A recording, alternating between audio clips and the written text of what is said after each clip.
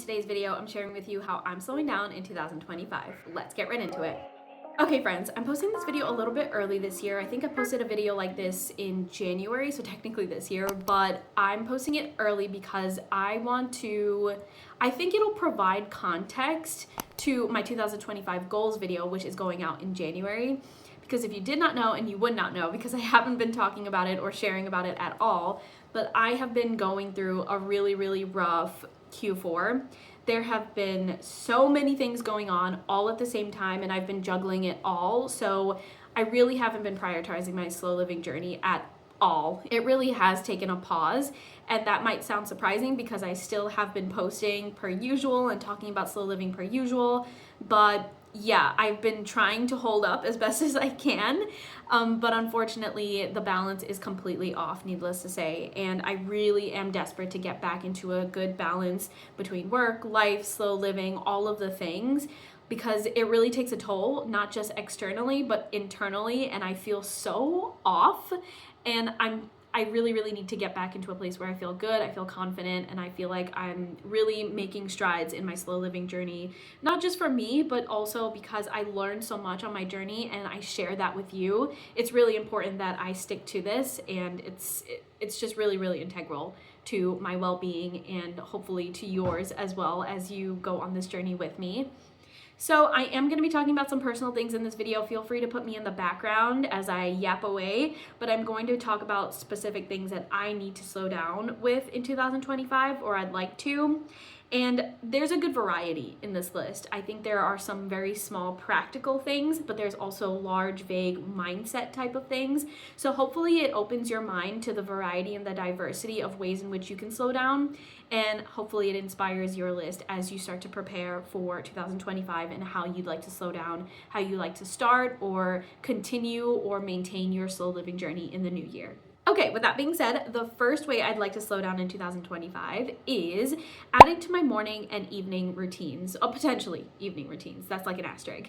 But you all know I love a slow morning routine. My channel's literally called Slow Morning Diaries.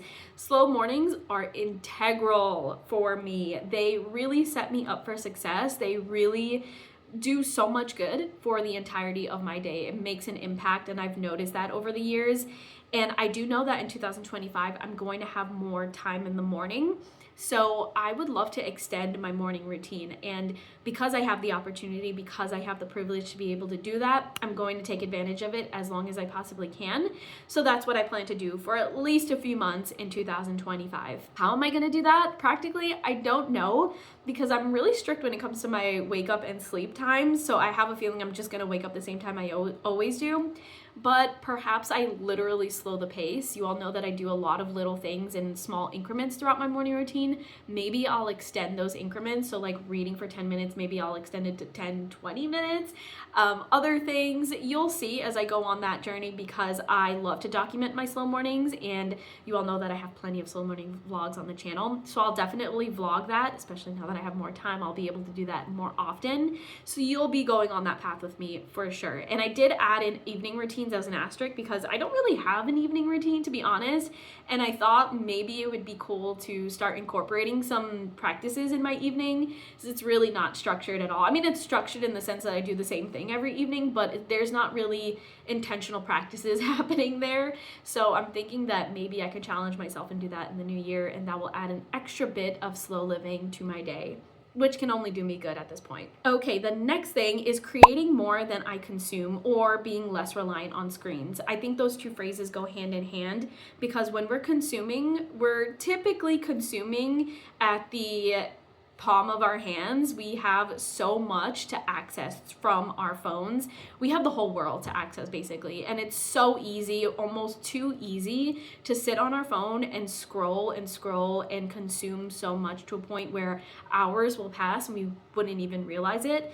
And not gonna lie, I've been guilty of doing that quite a lot this year. To be honest, it's a lot of escapism. I have so much going on in my real life that sometimes I just want to sit down and scroll so that I don't have to think for a little bit.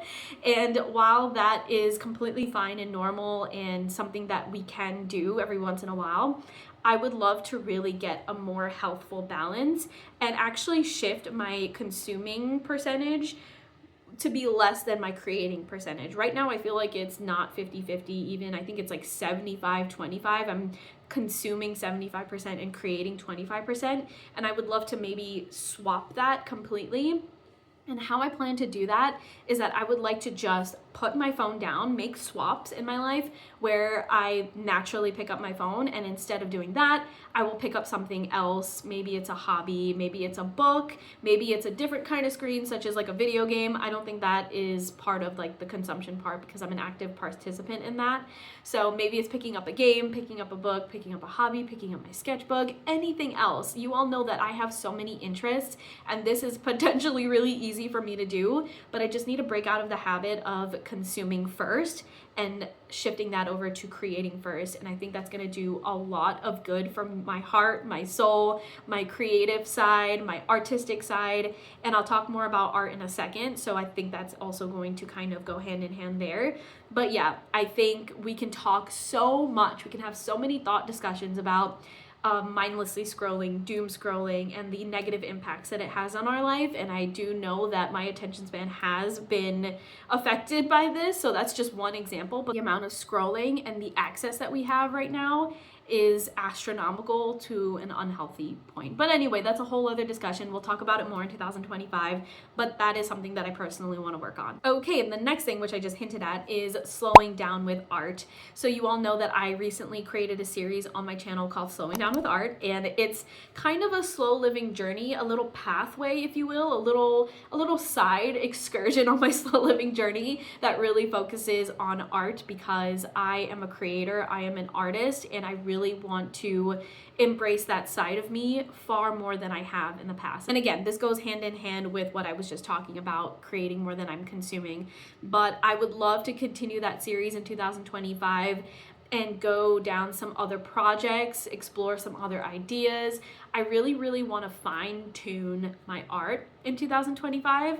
I don't feel like I have my space just yet. I haven't identified my thing, because I feel like I'm good at a lot of things artistically, creatively, but I'm not great at one thing, I don't think.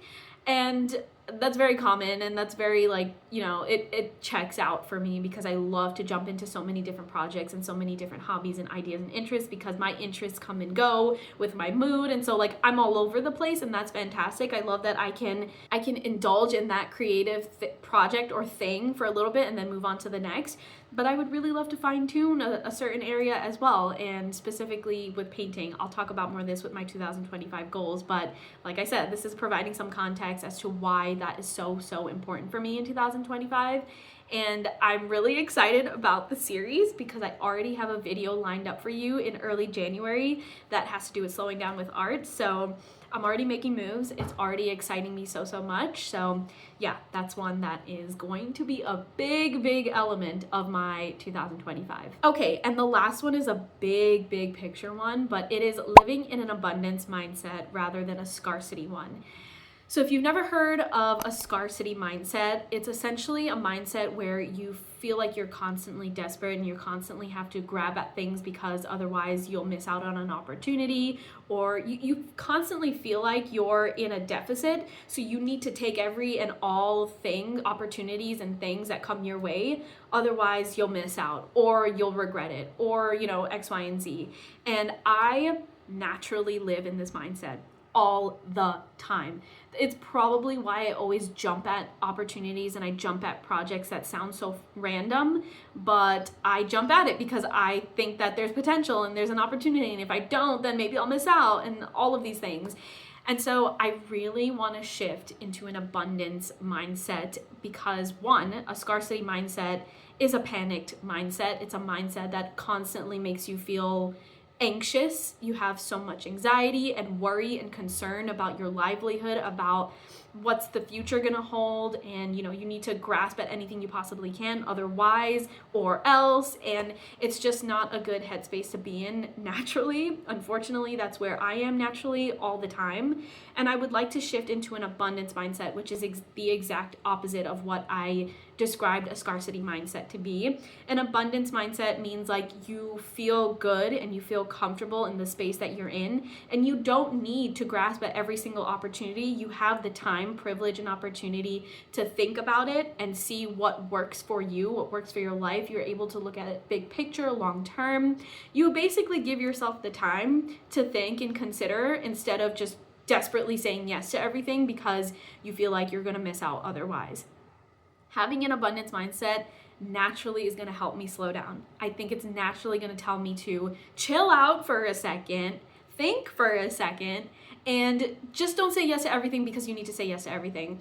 I can think of a very quick example, but one example is like an opportunity, like a job opportunity, and I am someone that will be like, oh my gosh, I got an opportunity now. I have to take advantage of it right this second or else.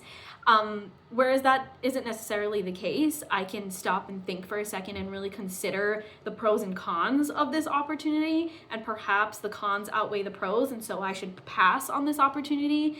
And it's so natural for me to, even as I'm saying that, say like, that sounds so silly, it's an opportunity, take it. But I need to really shift over to the side where I can actually consider my options, and I have the privilege and opportunity to consider those options, and so I will. So that's just one example, but there are so many examples in life. You can probably think of them yourself, but there are so many other examples in life where you can choose the scarcity mindset as opposed to the abundance mindset.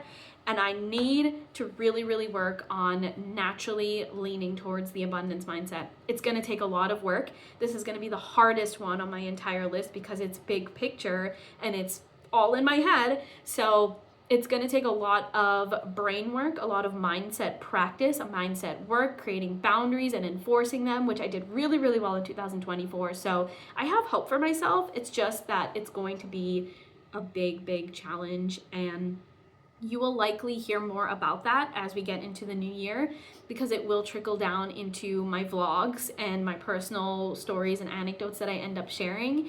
So more to come there, but that is my last one, and I leave you with the biggest one. Perhaps that will really, really open your mind to think after you listen to this video. But thank you so much for listening. Whether you were curious or you really needed some ideas to get you brainstorming, I just appreciate you listening. I appreciate you being here this entire year.